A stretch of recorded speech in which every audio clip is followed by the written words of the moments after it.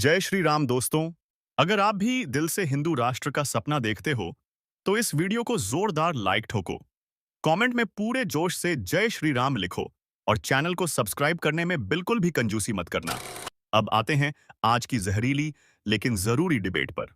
दोस्तों, सुप्रिया श्रीनेत का हाल आजकल ऐसा हो गया है कि जहां भी जाती हैं किसी न किसी एंकर या बीजेपी प्रवक्ता के हाथों जलील होकर ही लौटती हैं।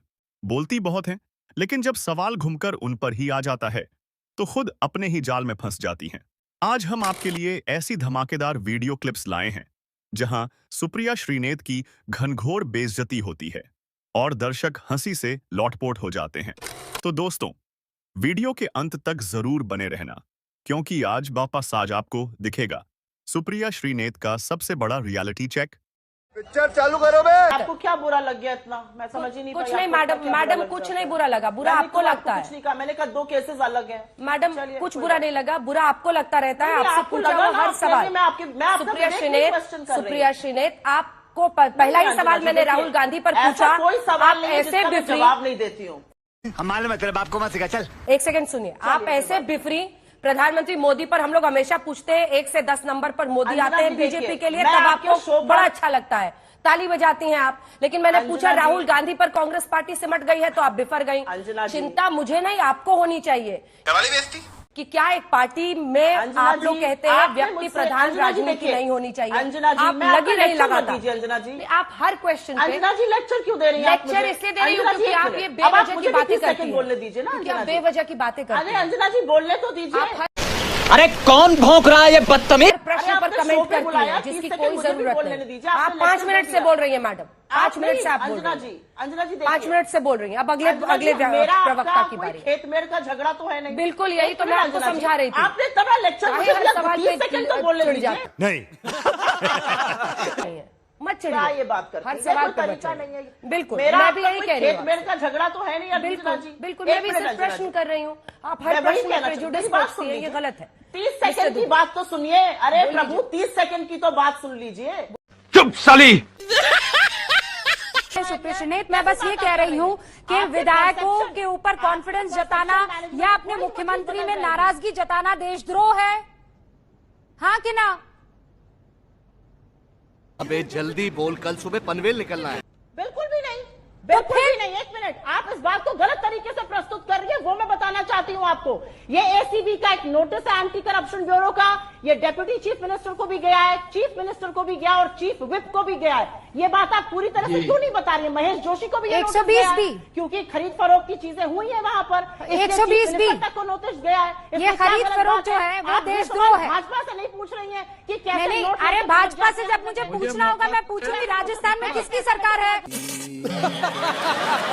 सचिन पायलट किसके नेता हैं, अशोक गहलोत किस पार्टी से आते हैं। सुप्रिया श्रीनेत, हर चीज में आपको क्यों दिखने लगता है कि सामने वाले ने किया है गड़बड़? आप अपने अंदर भी तो झांकिए ना, और इसीलिए मेरे सवाल आपसे है। सामने वाले ने शाहनवाज हुसैन साहब, रूबिका जी, संजय निरुपम आपके नहीं रहे, संजय झा आपके नहीं रहे, 10 सरकारें, सिंधिया आपके नहीं रहे, सचिन पायलट आपसे नाराज है और आप कह रही है दुनिया खराब है। मुझे अपने घर जाना है। मेरे साहब अगर ये पूछ रहे हैं कि भारत में डेमोक्रेसी खत्म हो गई है तो मैं बिल्कुल सहमत नहीं हूं आपसे। ये कोई रॉकेट साइंस है क्या? अरे मैम, आप सवाल पर क्यों नहीं आ रही हैं? सवाल ये है, राहुल गांधी ने कहा कि अमेरिका और यूरोप क्या कर रहे हैं इस पर। उन्होंने कहा अमेरिका और यूरोप क्या कर रहे हैं, वो क्यों खामोश हैं? और फिर वो कहते हैं इसके पीछे पैसा है, ट्रेड है। सौरभ शर्मा, बोलिए सुप्रिया श्रीनेत। सौरभ शर्मा, मुझे बोलने दीजिए। बोलिए सुप्रिया श्रीनेत। मेरा पूरा नाम लेने से आप मेरा तिरस्कार नहीं कर देंगे। जैसे आपने कोशिश की मैंने भी की। आप बोलिए। मुझसे असहमत होइए, उससे मुझसे 2 टूक फर्क नहीं पड़ता है। मुझे क्या फर्क पड़ता है आपकी सहमति या असहमति से? तो आपने सवाल पूछा, मैंने जवाब दिया मैडम, इतना ही बात है। करिए, मैं अपनी बात करूंगी तो करना। आप सवाल का जवाब तो देंगी। मैं 6 बार पूछ चुका हूं, उन्होंने ये क्यों कहा कि अमेरिका और यूरोप के देश क्या कर रहे हैं इस पर। आप उसका एक सीधा उत्तर नहीं दे रही हैं, दर्शक देख रहे हैं।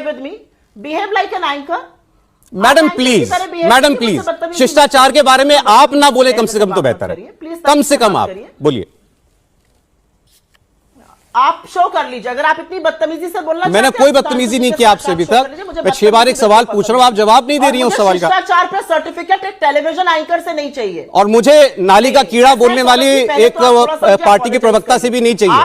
ये हुई ना बात। मेरे शिष्टाचार पर बदतमीजी मत सिखाइए। मैंने कोई बदतमीजी नहीं की है, यहाँ पर बैठकर मैंने कोई बदतमीजी नहीं की है। दर्शक देख रहे हैं, आप सवाल का जवाब नहीं देना चाहती। राहुल गांधी ने अमेरिका और यूरोप का नाम क्यों लिया? नहीं, बिल्कुल क्यों नहीं लेंगे? Yes, क्यों अब नहीं लेंगे?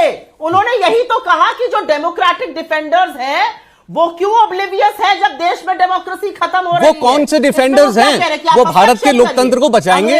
Good question. भाषा का कौन सा समझ अमेरिका आकर के भारत के लोकतंत्र को बचाएगा और आप कह रही हैं कि इसमें कौन सी रॉकेट साइंस है? ये आपका धर्म है और क्या? ये क्या रॉकेट साइंस नहीं है कि देश में लोकतंत्र और अमेरिका आके बचाएगा? आप यहाँ पे बैठ के मुझे पाठ पढ़ाइएगा? आप भी नहीं पढ़ा सकती। अमेरिका बचाएगा हमें? अमेरिका भारत का लोकतंत्र बचाएगा? क्या बात करते हैं? अमेरिका भारत का लोकतंत्र बचाएगा? दिखा रहे हैं आप लोकतंत्र की असलियत। अरे अमेरिका बचाएगा भारत का लोकतंत्र मैडम? अरे लोकतंत्र बचाना आपका काम है। चलिए, मैं तो जो कर रहा हूं या नहीं कर रहा हूं छोड़ दीजिए। मुझसे उम्मीद नहीं थी राहुल गांधी को, तो अमेरिका से उम्मीद है उन्हें। अब अमेरिका से उम्मीद है। क्या बात है सर, क्या बात है सर। सुप्रिया जी, मेरा ये सवाल है, हम इंदिरा गांधी की बात कर रहे हैं 1971 की, वो बहुत महत्वपूर्ण है और इंदिरा जी ने जो किया वो बहुत अच्छा किया, बहुत बड़ा सबक सिखाया और आज भी उसकी मिसाल दी जाती है। लेकिन मुंबई हमलों में जब हमारे 166 लोग मारे गए थे, उसके 1 महीने के बाद जब हम लोग डिबेट कर रहे थे, तो पाकिस्तान को क्या सबक सिखाया था हमने? एक जिंदा आतंकवादी कसाब पकड़ा गया था, जिंदा जागता जीता हुआ सबूत। पाकिस्तान को बेनकाब नहीं कर पाए, उसको डॉजियर सौंपते रहे। पाकिस्तान के टुकड़े कर देने चाहिए थे 2008 नवंबर के बाद, हम नहीं कर पाए। सही पकड़े हैं। अगर उसी समय 2 टुकड़े हो गए होते तो आज पाकिस्तान 2025 में फिर से फन नहीं फैलाता। ये सवाल भी पलट कर पूछा जाएगा सुप्रिया श्रीनेत जी आप लोगों से। तो इतना लाइफ खराब हो गया है, इतना लाइफ खराब। आप भी गलत बात कह रहे हैं। पहले मैं उसका खंडन और स्पष्टीकरण दे देती हूं, उसके बाद आगे की बात करूं। मेरे ट्विटर अकाउंट से ऐसा कुछ भी ट्वीट नहीं हुआ था। मेरा एक पैरोडी अकाउंट बीजेपी के कुछ दुष्कर्मी लोग बनाकर चला रहे थे। झूठ पे झूठ, झूठ पे झूठ बोलती जा रही है, शर्म नहीं आती? वहां पर यह लगाया गया था। जो व्यक्ति मेरा ट्विटर से कॉपी करके कभी कभी मेरे फेसबुक या इंस्टा पे डाल देता था, उसने मेरा पैरोडी जो हूबहू था, जिसके बारे में मुझे नहीं पता था, उसको होली वाले दिन लगा कि वो चीज मैंने ट्वीट करी है और उसने कॉपी करके डाल। अच्छा मैं एक सेकंड सुप्रिया, मैं यहाँ पर एक और चीज, और ये होता है ये पैरोडी अकाउंट। देखिए दर्शकों समझिए, मैं एक्स पर जो पहले ट्विटर होता था, मैं हूं ही नहीं।